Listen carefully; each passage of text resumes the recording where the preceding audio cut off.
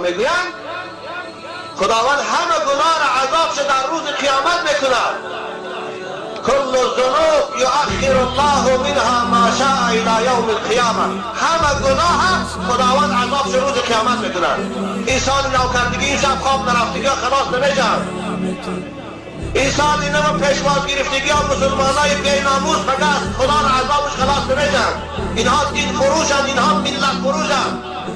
اینها سال پیغمبر خوشحال تولد چه جشن نمیگیرن، سال پیغمبر عروسانش خواب نرفته خانه به خانه یافته میکنن. این دیوسا این بیناموزها خدا فقط عذاب میکنن. سال نو سال کی هست؟ شب 31 دکمبر پیغمبر شما تولد شده بود که خواب نرفته این شب همه تا ساعت 12 ششته.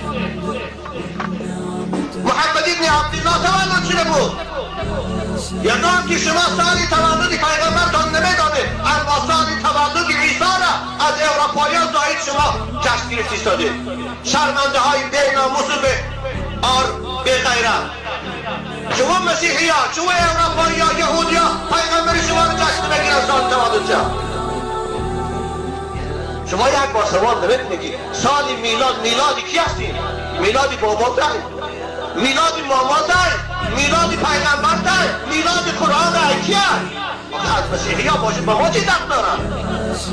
همه فتوها هست من تشبه بقوم فهو منهم. من بی ناموسی شما، من بی غیرتی شما، من بی دینی شما